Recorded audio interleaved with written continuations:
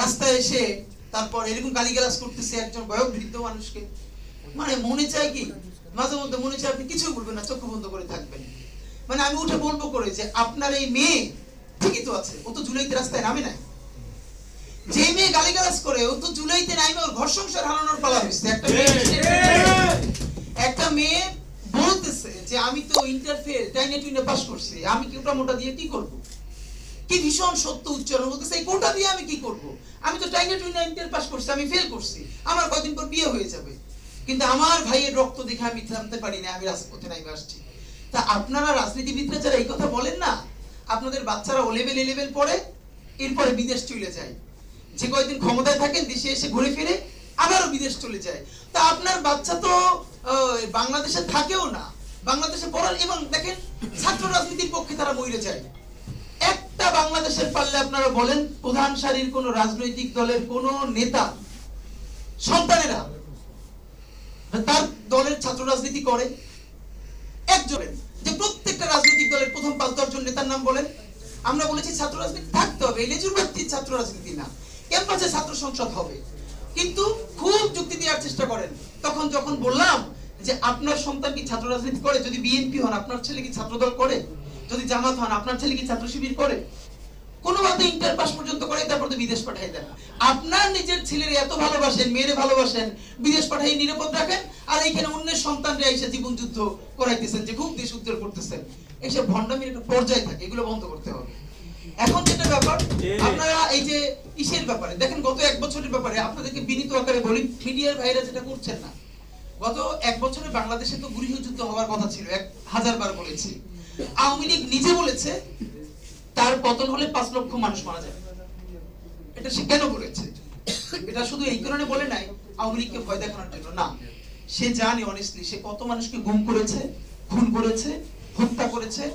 এই প্রত্যেকটা পরিবারের একজন করে মানুষ যদি আওয়ামী লীগের বিরুদ্ধে রুখে দাঁড়ায়, তাহলে তো আওয়ামী লীগের এখানে আও থাকার কথা না। আপনি ভাবেন পিলখানা থেকে শুরু করেন যতজন অফিসার, সাপ্লায় যত গণহত্যা, এরপরে নিরাপদ সড়ক আন্দোলন থেকে শুরু করে প্রত্যেকটা জায়গায়, সর্বশেষ জুলাইয়ে মিনিমাম যে 1500 শহীদ, এই প্রত্যেকটা শহীদ পরিবার থেকে একজন যদি জান বাজি রেখে নামে, তাহলে এখানে কি অবস্থা হওয়ার কথা ছিল বলেন?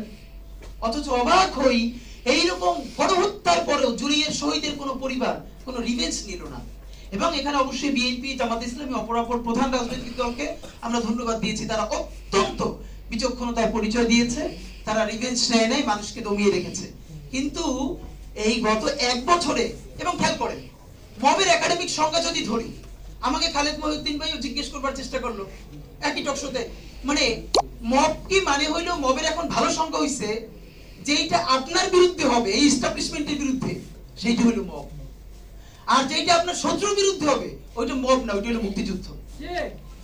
বাংলাদেশের স্বাধীনতার ইতিহাসে সবথেকে নিকৃষ্টতম ভয়াবহ মবের নাম শাহবাগের সন্ত্রাস।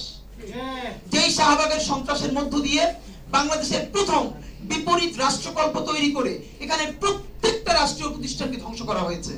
বাংলাদেশের ব্যবস্থা, বাংলাদেশের আইন ব্যবস্থা, সচিবালয় সবকিছুকে গুড়িয়ে দেওয়া হয়েছে। সেই শাহবাগ সন্ত্রাস না, সেই শাহবাগ মব না। সেই শাহবাগে প্রত্যেকটা জাতীয় দৈনিক প্রথম পাতায় লিড নিউজ করেছে তারা কখন মোম জ্বালাচ্ছে। আমি নিজে দেখেছি, শাহবাগে তো দিনের পর দিন আমি দেখেছি, যখন 40 থেকে 50 জন লোক মাত্র, দুপুরে লোক নাই, তখন মিডিয়াকে বলে দেওয়া হয়েছে এমন করে উপর থেকে ক্যামেরা ধরতে হবে যাতে অনেক লোক দেখা যায়। সেভাবে করে করে লোক আনা হয়েছে, প্রত্যেকটা গার্মেন্টসকে বাধ্য করে লোক আনা হয়েছে। আমার বিশ্ববিদ্যালয়ে, তখন আমি ঢাকা বিশ্ববিদ্যালয়ে পড়ি, আমার ছাত্রলীগের যারা আমার সহপাঠী ছিল, ওদের রুমে dry cake, 7 up, Coke, Sprite, biryani দিয়ে ভরা থাকতো। শাহবাগ হলো পৃথিবীর এমন একটা আন্দোলন যেখানে কাচ্চি থেকে শুরু করে সমস্ত খাবার দাবার দিয়ে আন্দোলন করা হয়। তো ওরা সব রুমে নিয়ে আসতো, যেগুলো এক্সট্রা থাকতো ওরা আবার ফ্রেন্ডদেরকে ডাকতো, কার কি লাগবে নিয়ে যান। এই কথা কেন বললাম? একটা মিডিয়া কি তখন সেটাকে মব বলেছে। সাংবাদিক মাহমুদুর রহমান হাজার আক্রমণের পরে কুষ্টিয়া যখন আক্রান্ত হয়ে 11টা মাথায় সেলাই লেগেছে, তার 11টা রক্তাক্ত